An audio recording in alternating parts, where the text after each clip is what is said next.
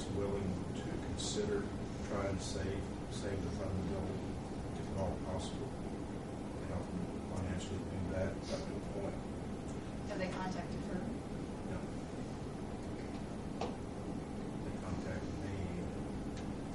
If anybody wants to buy the building, might be a possibility. I'm not saying that they will. But I did get a call that they'd be interested in possible for what it costs them. What's the cost of people? Which could be done. You know, you build a new building with front still there in place. You just have to secure it during construction.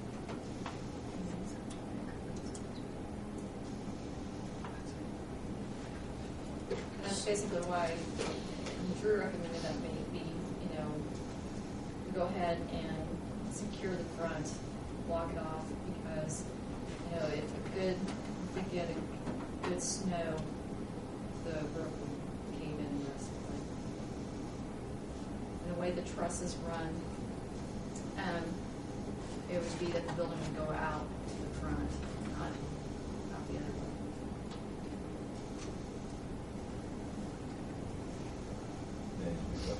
Yeah, I kind of had the information, but I thought maybe the rest of you might be interested since it made the front page of the paper. Thanks.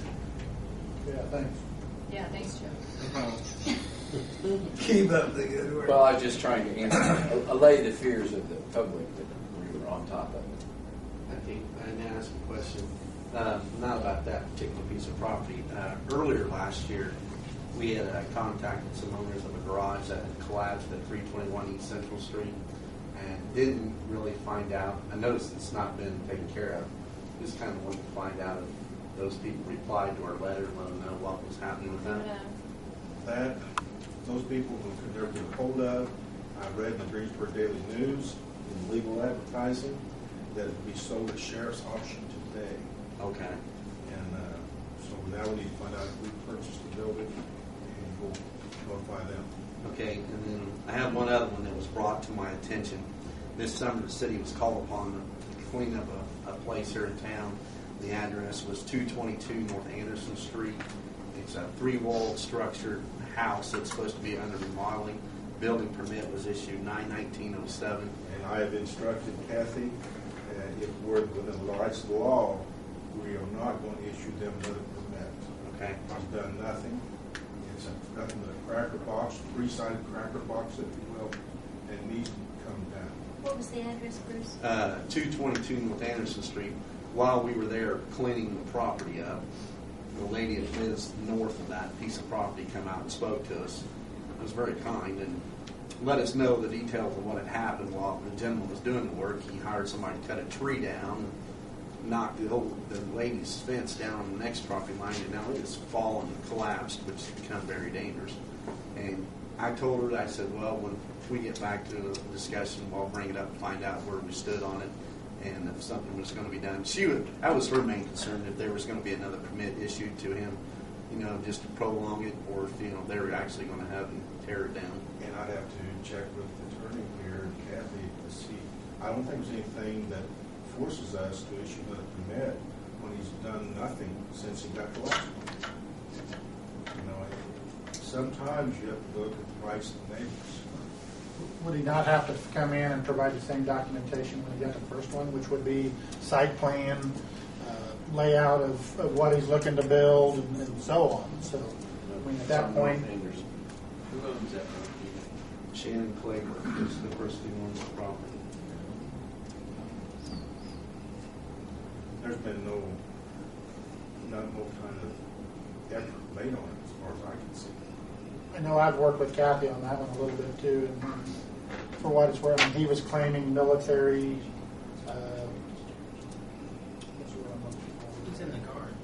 In the guards, but he was being deployed or something to that effect. So again, whether he has, whether he hasn't, I can't answer that. But he was claiming some military hardship is the words I was looking for there. So I think he's recruited.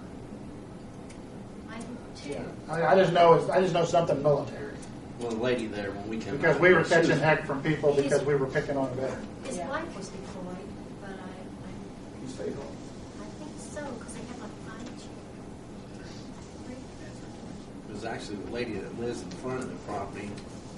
She even suggested if it were tore down, they'd come up for sale. She may The be city interested. had to go there and cut the grass and clean it up this past summer. Yeah, we did as well as the city did.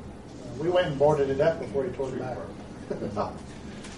We went and boarded it up to make sure that it was secure, so neighborhood kids and stuff couldn't get in. Yeah, see, the whole back side's open. That's the only bad thing about it. And there's animals coming in and out of it.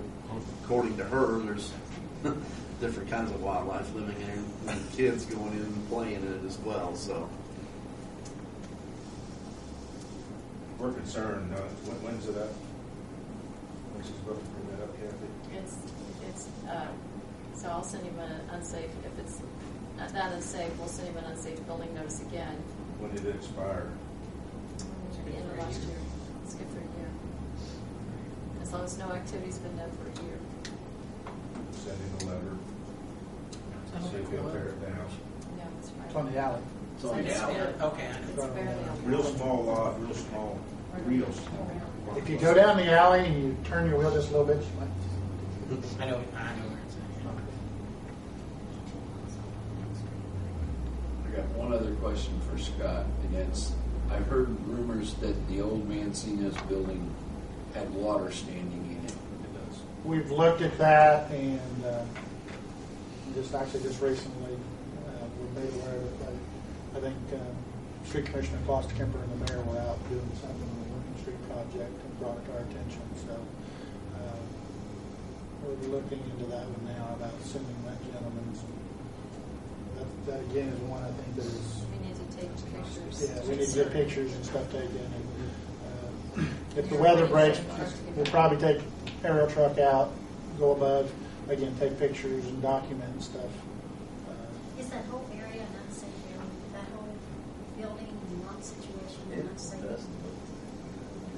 Well, I heard there was mold and a lot of other stuff wrong. If there's water standing in it, There's it ceiling could tiles definitely laid be on the mold floor or and water. water. But I heard there was a lot of problem too, like they couldn't sell it. How long has that building been abandoned? 10 years?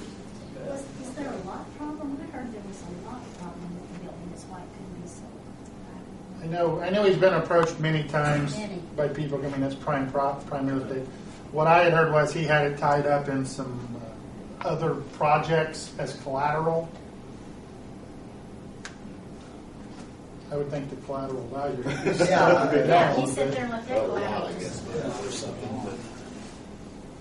There's no real easy way to get a hold of them either, because they're out of Oklahoma. And everything goes to a P.O. box, so.